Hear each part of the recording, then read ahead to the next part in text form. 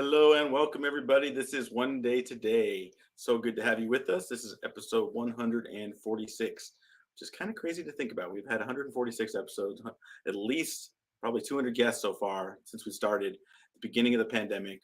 But just a reminder for those of you who are new with us, this stage is about you really just sharing the unique gifts of you and your neighbor. Whoever you are, wherever you're from, what you believe, what color, what size you are. No matter what distinction or label of humanity you are, I would assert you have something unique that can lift up and empower others. You have something unique that can be seeds of love, of laughter, of beauty, joy, of wonder for another, for yourself, for your neighbor, for strangers, for people you know and love, and people you don't know and maybe don't even like, people you don't understand, like we all have something to contribute and to be contributed with. And that's what this stage is about. And today is no exception. I'm just going to jump right in. Matthew's in Hawaii. He'll be back with us next week. But let's just jump right in. Our guest today, please welcome to the stage, Mike Stewart. Hello, everyone. How Mike, are you today? doing great. So glad to have you. I know a little bit about your story, but usually we want to hear you. I want to hear you share, and we'll dive deep into the things you share. But if you're good, we're gonna get started. But without further ado, Mike, the stage is yours. Okay, great. Thanks, Abram. Yeah, so what I wanted to share today is about how our relationship with ourselves affects all the other relationships in our life. And I wanted to start by asking you a question. Do you currently have a relationship where there's tension or strain, where you're hesitant to talk to that person about something? Or do you remember a time in your life when those things weren't there? When you were a kid, when I can remember when I was 8 years old, I could talk to anybody about anything. I could ask a question. I wasn't afraid of what they would say. And yet today, so many people are hesitant to talk to one another about topics that might bring tension or if they have a disagreement. And so remember when you were 8 years old, you didn't have any of those things in your way. You were just yourself. You were fully expressed. There was nothing in the way of you being who you are. And so one of the things that I wanted to share my story was I had a great childhood growing up in San Francisco with my mom and my two sisters. And everything was great until I got to the point where I went to junior high school. And we all know what puberty is like. It's a roller coaster ride. And I went to a school where I didn't know anybody. And I had situation after situation where people were just said really mean things to me. And it started to give me this complex about there was something wrong with me, right? And that kind of continued until just through high school. And then I actually had a really big breakthrough because I started working for a company when I was 18 years old, and I had people around me that were constantly affirming me. They were lifting me up and always giving me, compliments and things like that. And so what I noticed was I didn't have any problems talking to people about any topic whatsoever. And then lo and behold, I got to a point where I went to work for a boss, and he was a red personality. And there were things that he would say and do, and it wasn't anything he was doing, but it was how I was perceiving it, that I started to develop a complex that I had lost confidence in myself, in who I was, and being able to express myself. And that actually continued on till just about 7 years ago, when I actually went through a course that helped me to really get back in touch with who I really am. And the process that they took me through to do that had to do with sitting and meditating and thinking about my body, how it functions on its own, how my blood pumps on its own, how my brain functions on its own. And as I started to focus on that and meditate on that, I started to realize that there's a source that is always there, keeping my heart beating, keeping my brain functioning. And when I got in touch with that source, I realized that there was just nothing there anymore. There was no tension anymore. I was able to talk to people about things. But then I made another discovery that really opened my eyes. Was I realized that everybody is dealing with some sort of confidence issue. And we've all had our own story of where somebody was not treated us wrong, or even said something to us as little as, you might have someone say, you'll never amount to anything, or, your career that you've decided to dream about is just not going to go anywhere. And so if you've had people like that in your life, realize that those people are dealing with their own issues. Each one of us has our own journey that we're on. But I want to let you know that you are fearfully and wonderfully made. And if you can get connected to, whether you call it source or God, and realize that you are a walking, living, breathing miracle, and that you've been given gifts, talents, and abilities that this world desperately needs and they're longing for. But there's just these things in the way that people have said to you or done to you that are limiting you from being able to do that. And so I want to let you know, I'm on a mission this year in 2024 to restore 1,000 relationships. And I'm doing that through a one-on-one coaching. I'm offering free coaching for a month for 4 more people. And I've got 4 more slots open. And the goal is to help you get a breakthrough in a relationship in your life that's keeping you stuck, or keeping you from being fully self-expressed in who you are and the person you want to be in the world. And think about that. Think about what it would be like if there was nothing in your way from you being able to talk about any topic with anybody. And so I'm here to help grow people in that area. And I went on this journey 5 years ago, and I decided to become a coach and begin to use my skills to do that.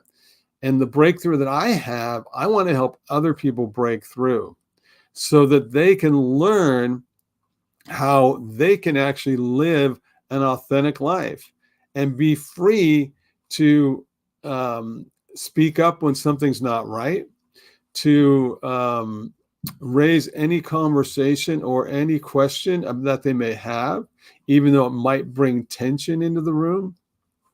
So if you like that skill, to develop that skill, I'd love to help you do that. And I'd love to help you begin to break through any relationship that you're having a problem with. Again, we all deal with people that are well-meaning, and they may have harmed us in some way, shape, or form. Well, I'm here to help people get free of that. And that's something that I'm just committed to this year. And I realized that if I can just affect 4 people once a week, and those 4 people can affect 5 people by the December 31st, 2024, I will have restored 1,000 relationships. And so that's what I'm here to do, to announce and help people and ask you to come join me on my mission. Help restore relationships, not just your own, but other people's. And thank you for giving me this opportunity, Abram. And I look forward to talking to many people in your audience. Awesome. Thank you so much for sharing, Mike. I'm just inspired by your commitment to others and to just giving them the abilities to really be, authentic with themselves and thus authentic with others. And I feel one of the things that came to mind for me when you were sharing, everyone, not everyone, but I feel like many have heard the saying, hurt people, and like I'm reminded of that, something that I kind of learned when I was in therapy years ago, and always comes, but what's also true is healed people heal people. Yeah. And transform people. And it's almost a sequence of, we're all, like you're saying, we're all facing something, Yeah. Some of us act out, some of us act in.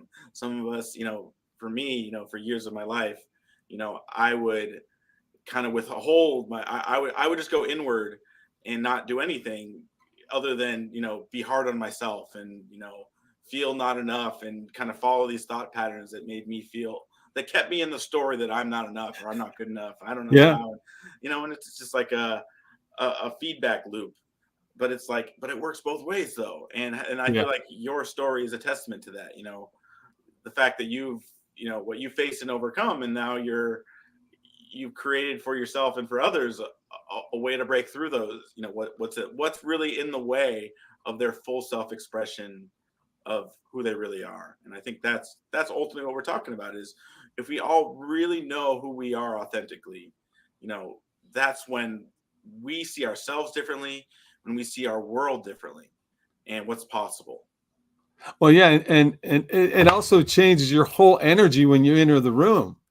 If you're Right. focused on yourself, then you're actually closed off, right? You're not open to how you can help other people. But Right. when you're open to when nothing's in the way, you can actually walk into a room and you can actually be focused on how you can impact people and find out where they are and how you can help them move forward in their life, and whether it's in business or personal relationship. Right. And usually those two worlds are more connected, Yeah. than we give credit. Like when things are going bad at home, we carry it to work. When things are going bad at work, we'll carry it to home. Yeah. Yeah. So what do you? I mean, there's so many like directions we could go with. What I see you're up to and what you're creating. But like, what do you like when you are? What do you? I guess here's where we'll start. It's like, what do you say to someone who's on the cusp of learning these lessons for themselves and maybe doesn't know what to do next? What somebody who is dealing with like speaking for myself, like a lot of time conflict. I don't know if you're familiar with the Enneagram. Oh yeah. I'm a peacemaker. When I first read about Enneagrams and did some deep diving, like I was like, I'm a peacemaker, and I discovered the shadow side of that for myself is I am terrified of conflict. Where I will avoid it, even at great cost to my own health, my own happiness, my own wellness. Like, which is ironically not peace at all, but Yeah. it's like it's the concept of peace. But like it's something I've learned and I continue to be reminded of is peace is not the same thing as avoiding conflict. Right. Yeah. But like, what do you say to people who are, have gone far enough to know they want to do something, but they don't know what to do to, when they're facing conflict? Yeah. Yeah. Well, one of the main things that helped me was in slowing down and meditating, I was able to kind of, one of the exercises they give you is to think about the thoughts that are constantly dominating you throughout the day and try to break that automatic cycle. Like you said, you'll have a thought, right? And then if you feed that thought, then it continues down that rabbit hole of, a downward spiral, right? But if you can learn to substitute that thought for something that inspires you, and there's a rule in this course I went through called the Master Key Experience. It's called the law of substitution. So anytime you feel something that you don't like, or you feel something that makes you feel bad about yourself, find something that makes you feel positive about yourself. And if you could begin to stop that automatic response and really begin to slow down and get control of the responses, then you can actually begin to look at it. And then even when you're in front of talking to another person, they might say something that might upset you, but realizing, like you said, hurt people, and they might be coming from a point of somebody said that to them or hurt them with that, and they're going to actually do the same thing. Is you can come back and ask them the question, well, where did you get that from? Why do you feel that way? And that's something today that our society does not want to talk about, issues that we don't agree on, right? We actually want to just call them names. We want to call or basically avoid them. Instead, we can find out where they got that from and why they feel that way. And then you can begin to dig past that first layer of defense, right? Where people are like, whoa, you can get past that first layer of defense. You can really find out who that person really is, rather than just labeling them and saying, "Hey, that guy's a jerk." Right. I love that. That really hits home for me because that's something that one of my something I deeply value is, people coming together and recognizing our own humanity, but also our own possibility, but also our neighbors, and it's Yeah. so easy. Humans were so good at this, at just, as you're saying, label someone as signing someone off, like, oh, you're a jerk, and that's the way it is, and that's the way it always will be. And it's like, you know, and it's so easy. It's almost tribalism, where we make ourselves in the right camp and them in the wrong camp, and then Yeah. there's like layers, and both sides will do that, and there's like layers between not only each other, but between the communication. So there's 4 layers of separation already with just 2 different sides, and it's like, and it's Yeah. something that's helped me a lot in that regard. And and there are definitely exceptions. I still catch myself like, oh, that guy's a jerk. I was like, wait, he's probably having a hard day. He's probably maybe something's wrong with his something, the health in his family, or something Yeah. might be really going on. But like, one thing that really helps me and is I've some of the biggest lessons and um the biggest lessons I've ever gained were from communicating with people that are different than me, people Yeah. that I don't necessarily understand. But I something my dad always taught me, to communicate and learn from people that don't agree with you. Because if you're Yeah. just in your own echo chamber, everybody's this is right, this is wrong, and it's just like we're just patting ourselves on the back. It's like, yeah, we have the best opinion, everyone else is wrong. But it's like we miss out on all the unique gifts of others when we Yeah. just sign them off as, you believe this or you do this, therefore you are a jerk, and you lose you're not a human to me anymore, you're just a jerk. Yeah. Yeah. We do humanize them, right? Yeah. Yeah. It's amazing. So, but yeah, I mean, it's fun. It's fun when you can actually be with a conversation with somebody, even though it gets tense. Hmm. You can really just delve into why you feel the way you feel about it, and be curious about why they feel the way they feel about it. And then you begin to, like I said, dig through that first layer, and you really get to know who that person is. And usually when you're able to break through that hard conversation first, you become friends. Right. Yeah, it's just what you're saying is like, the irony is, as humans we're good at dehumanizing other Yeah. humans. And yeah, but I think on the other side of that, when we actually can, and I think it's like, as you're saying, it's like, it's listening for not only the humanity, but like listening for, like, we have so much more in common, like listening for what you have in common, values you have resonate, but also like seeing them as someone that you can learn from, like, because we can learn from everybody, from Yeah. from the Yeah. and it's I feel like that's the biggest disservice to ourselves in our dehumanizing, is we lose out on community. We lose out on friend relationships, as what you're committed to. And like, Yeah. I feel like relationships are a friendship is a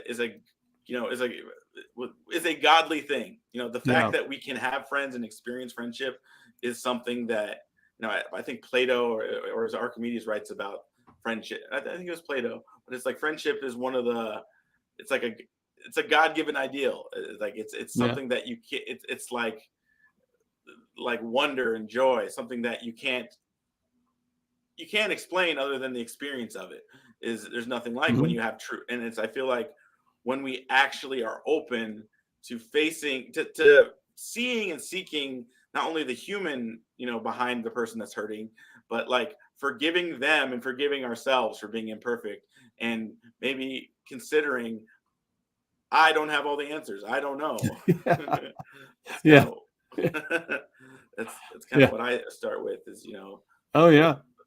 you know I have my opinions and my beliefs, or lack thereof, but I also don't know in the grand scale, in the grand scheme of the infinite cosmos and the depth and the mysteries of all that is, that I'm just a little tiny little bitty, little thing on a spinning rock that I don't know. All I know is that I don't know. And if I can hold that space for myself and for others, like that's where we can actually build bridges that we didn't see we could before.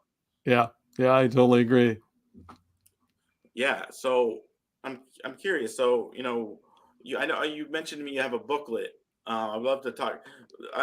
Holidays are very appropriate, I should say, for this stage and this forum, because one of the things I didn't talk to you a lot about one day, but one of the things one day is we're creating a new global holiday, Oh, a nice. human holiday, and the whole idea, a lot of times we say one day I'll write that book, one day I'll write that song, one day we'll get along, we'll have conversations that we repeat to ourselves, and same thing we'll say, you know Pakistanis and Indians will never get along. Jews and Palestinians can never get along. But like this idea of one day is like we detach ourselves from having any part in that one day. Like it's just this, and it's like, and we get to, and we have a choice. We can declare one day is today, and that's the whole purpose of the holiday, is to recognize we get to choose, and we can actually hold space for each other, Yeah. especially the people who we don't understand and agree with.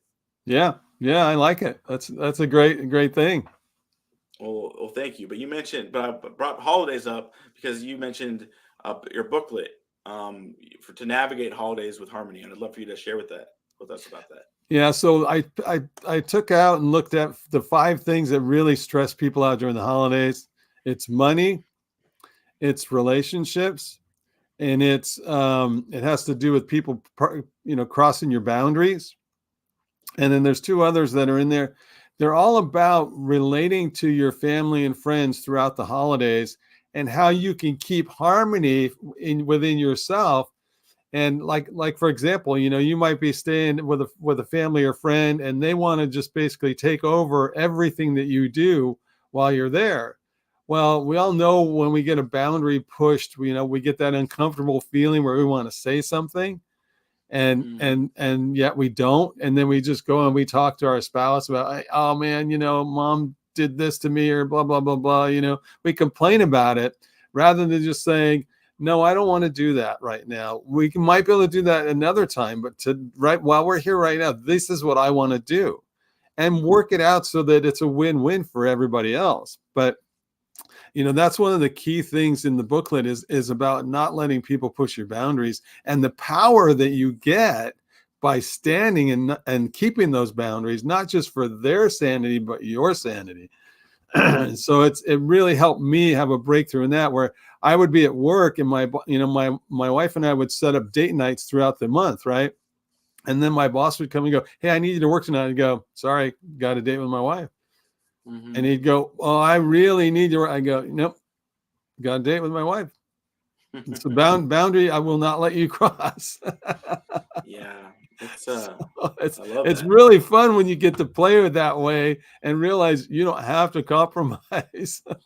Yeah, I love that. It's funny for me, boundaries. Probably most of my like until I was probably in my late 20s, I didn't know boundaries was a thing. I didn't know it was possible to have boundaries, but I love how you talk about them, because I had I guess it's funny, I'm talking to things I learned in therapy, but I had a therapist that gave me a book called, I think it was called Better Boundaries. And it had some of the most profound things that, like, kind of how you're speaking about boundaries is, first of all, boundaries is not being against something or someone else. Right. It's about being for yourself, Yeah. and honoring you and what's important to you and what you value the most. And the second thing, and this is it's the most beautiful analogy or metaphor from boundaries. I got it from this book, and it makes boundaries akin to an art museum security. So like in an art museum, there's so many different things. There's truncheons that are like, there's security cameras, there's signs, there's museum jail, but there's all these different things that and the whole point of an art museum is to display art that's valuable, but how boundaries function, like museum security, is they function to preserve, present, and protect the treasure. Yeah. And in an art museum, that's the art, that's the valuables. But in the boundary sense, that's you. You Yeah. are the treasure. You want to preserve, Yeah. present, and protect the treasure. And that's really how effective boundaries work. They're not about being against anybody, it's just honoring yourself and what you value. Yeah. Yeah. So I'd love to, hear so you're with the breakthrough sessions, you're looking for 4 people, is that right? Yeah. 4 people that I'll coach for a month Yeah. through a breakthrough in any relationship, business or personal, just one-on-one, people to people. Mhm. And then also, I'm also offer, if even outside of that, I offer a 30-minute free coaching call to help you start having a breakthrough in any relationship where you feel stuck. Awesome. Yeah. That's super cool. So so 4 people, and you mentioned like breaking down. So 4 people with five relationships for 4 people. So you mentioned 1,000 relationships, either created or restored, or in a new paradigm. So Yeah. like, I'm just curious, like, what does that look like for you? Like just to make a difference for 1,000 people. Like, what does that look like for you? Like a drop in a bucket becomes an ocean. Like what does that look like for you, and what does that make available with that many people Well, that you're I making think difference what for? the cool thing about it is, I only have to affect 4 people's lives, right? And just by shifting who they are and how they communicate with the people around them, they're going to change those people's lives, right? And Right. so, it made me realize, I first thought, my small game was 500 relationships, and my big game was 1,000. And then when I just broke it down, if I could just talk to 4 people a week and help them get a breakthrough in a relationship, then I can actually encourage them to reach out to 5 people and share what they've learned, right? And then it just continues on. It's like the rock in the pond, it just keeps going. And I mean, think about a world where if we were able to, have relationships in a way that are, like we said, we have boundaries, we respect one another's boundaries, and we can encourage one another to not let, any relationship go to the wayside. Instead of just saying, well, my mom's that way, so I just can't deal with my mom. You can actually go to your mom and you can say, Mom, I've said some things to you that are mean, and I don't want our relationship to be the way it is. I want to have a great relationship with you, Mom. And what can we do to make that happen? And just put an offer out there, right? And then you'd be surprised when you come from that standpoint rather than Mom is this way. You can come from a standpoint of, hey, Mom, I love you and I want to have a relationship with you. I want to be able to, bring my kids over or whatever it may be, and be able to just let her know what you want, But a lot of times we won't even say what we want. We just want to complain about what we don't have. Right. No, that's worlds away in communication. It's behind door A is, you're wrong. You make me X, Y, and Z. You make me mad. You make me stressed, anxious, and you make me feel this way, and it's your fault. Or door B is, I made you wrong.